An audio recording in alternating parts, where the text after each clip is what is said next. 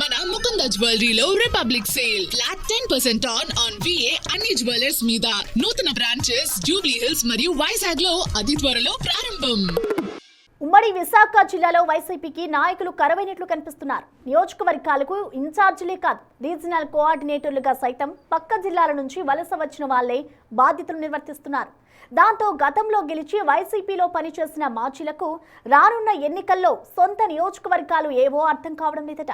ఉమ్మడి విశాఖ జిల్లాలో ఉన్న వాళ్ళు సమర్థులైన నాయకులు కాదని వైసీపీ అధిష్టానం భావిస్తుందో ఏమో, కానీ సొంత నియోజకవర్గాల నుంచి పక్క నియోజకవర్గాలకు మార్చేసి నాయకుల చేత కప్పగంతులు ఇస్తోంది.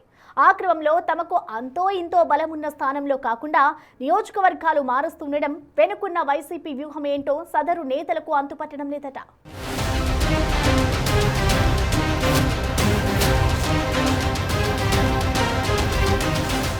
ఏపీ రాజకీయాల్లో ఉమ్మడి విశాఖ జిల్లాకు ప్రత్యేక స్థానం ఉంది. విశాఖ ఏపీ ఆర్థిక రాజధాని కావడంతో పాటు పారిశ్రామికంగా కూడా వేగంగా అభివృద్ధి చెందుతున్న ప్రాంతం. అభివృద్ధిలో మాత్రమే కాదు, రాజకీయ పరంగా కూడా అందరి చూపు విశాఖ వైపే ఉంటోంది. అలాంటి కీలకమైన విశాఖ జిల్లాలో వైసీపీకి నాయకులే కరువైనట్లుగా కనిపిస్తోంది. గత ఎన్నికల్లో నియోజకవర్గాల అభ్యర్థులను ఇష్టానుసారంగా మార్చేసి ప్రయోగాలు చేసిన వైసీపీ ఘోర పరాజయాన్ని మూటగట్టుకుంది. సిట్టింగ్ ఎమ్మెల్యేలు, మంత్రులను సైతం సొంత సెగ్మెంట్ల నుంచి ఎక్కడెక్కడికో మార్చేసింది.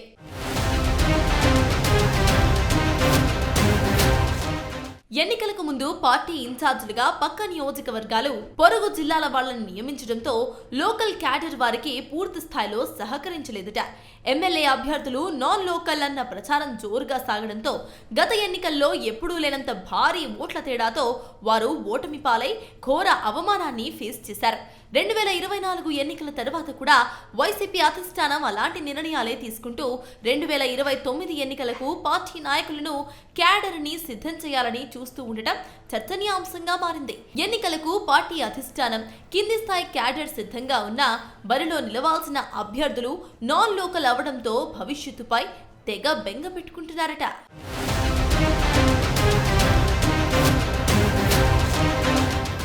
ముఖ్యంగా ఉమ్మడి విశాఖ జిల్లా వైసీపీలో ఎక్కువగా కప్పగంతలు కనిపిస్తున్నాయి. 2019 ఎన్నికల్లో అనకాపల్లి నుండి పోటీ చేసి మంత్రి అయిన గుడివాడ అమర్నాథ్ 2024 ఎన్నికల్లో గాజువాక నుండి పోటీ చేసి రాష్ట్రంలోని అత్యధిక ఓట్ల తేడాతో రికార్డు ఓటమిని మూటగట్టుకున్నారు. గాజువాకలో అయినా ఆయన పార్టీని ఈ 5 సంవత్సరాలు బలోపేతం చేసుకుని ఉంటే 2029 ఎన్నికల్లో బలమైన అభ్యర్థిగా పోటీలో నిలిచే అవకాశం ఉండేది. కానీ 2024 ఎన్నికలు ముగిసిన వెంటనే జగన్ ఆయన్ని గాజువాక నుంచి అనకాపల్లి జిల్లా చోడవరం నియోజకవర్గానికి షిఫ్ట్ చేసేశారు. దాంతో పాటు అమర్నాథ్ ని అనకాపల్లి జిల్లా పార్టీ అధ్యక్షుడిగా నియమించారు.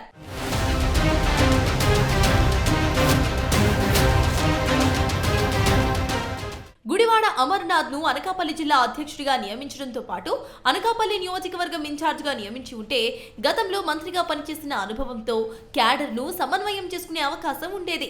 కానీ పక్కనే ఉన్న చోడవరం నియోజకవర్గం నుండి కరణం ధర్మశ్రీని తప్పించి గుడివాడ అమర్నాథ్ ను దానికి ఇన్ఛార్జ్ ని చేశారు. దాంతో ఎక్కడ క్యాడర్ ను సమన్వయం చేసుకోలేక మాజీ మంత్రి తెగ ఇదైపోతున్నారట.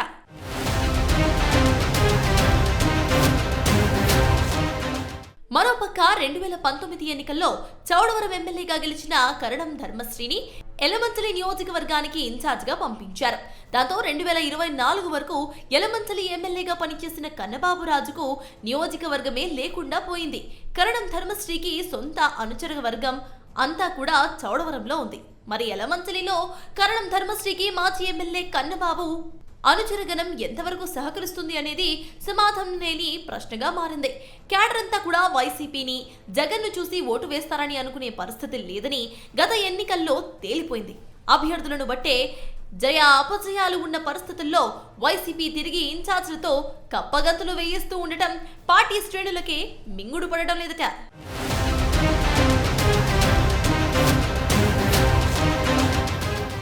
పార్టీ పదవుల ఎంపికలో పక్క జిల్లాల నాయకుల మీదే వైసీపీ అధిష్టానం ఎక్కువగా దృష్టి పెడుతూ ఉమ్మడి విశాఖ నాయకులను చిన్నచూపు చూస్తోందన్న విమర్శలు జోరుగా వినిపిస్తున్నాయి. ఓటమి తర్వాత వైసీపీ ఉత్తరాంధ్ర జిల్లాల ఇన్ఛార్జిగా కాకినాడ జిల్లాకు చెందిన మాజీ మంత్రి కురసాల కన్నబాబును వైసీపీ అధిష్టానం నియమించింది. వైసీపీ పార్టీ ఆవిర్భావం నుంచి ఉత్తరాంధ్ర జిల్లాల రీజనల్ కోఆర్డినేటర్లుగా విజయసాయిరెడ్డి, ఆ తర్వాత వైవి సుబ్బారెడ్డి వ్యవహరించారు. వారితో పాటు ఇప్పుడు మాజీ మంత్రి కురసాల కన్నబాబు కూడా ఉత్తరాంధ్రకు స్థానికేతరులే. దాన్ని బట్టి చూస్తూ ఉంటే ఉత్తరాంధ్ర జిల్లాల రీజనల్ కోఆర్డినేటర్ గా వ్యవహరించడానికి విశాఖలో కానీ ఉత్తరాంధ్ర జిల్లాలో కానీ నుండి కానీ సమర్థమైన నాయకుడు లేడని వైసీపీ అధిష్టానం భావిస్తున్నట్లుగా కనిపిస్తోంది.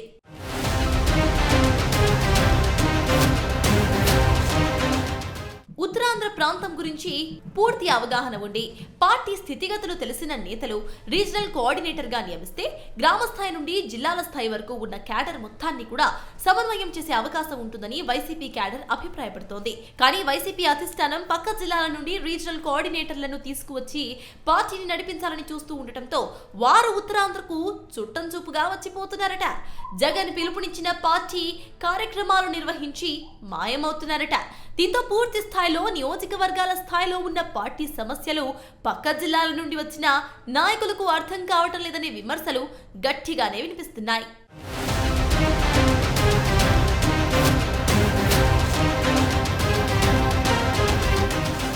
జిల్లాల నియోజకవర్గాల ఇన్ఛార్జీల విషయంలో కూడా పక్క జిల్లాలకు చెందిన వారిపై వైసీపీ అధిష్టానం ఆధారపడుతూ ఉండడంతో కింది క్యాడర్ వారికి పూర్తి స్థాయిలో సహకరించే పరిస్థితి అక్కడ కనిపించడం లేదు. విశాఖ జిల్లాలో అత్యంత కీలకమైన భీమిలి నియోజకవర్గానికి బొత్స సత్యనారాయణ మేనల్లుడు విజయనగరం జిల్లా పరిషత్ చైర్మన్ మచ్చి శ్రీనును ఇన్ఛార్జిగా నియమించారు. పాయకరావుపేట నియోజకవర్గం ఇన్ఛార్జిగా ఉమ్మడి శ్రీకాకుళం జిల్లా రాజా మాజీ ఎమ్మెల్యే కంబాల జోగులను ఇంపోర్ట్ చేశారు. దాంతో ఉమ్మడి విశాఖ జిల్లాలో ఎమ్మెల్యే స్థాయి నేతలు వైసీపీలో లేరా? గతంలో ఎమ్మెల్యేలుగా పనిచేసిన వాళ్లను ప్రజలు నమ్మటం లేదా అనే అనుమానాలు వ్యక్తమవుతున్నాయి.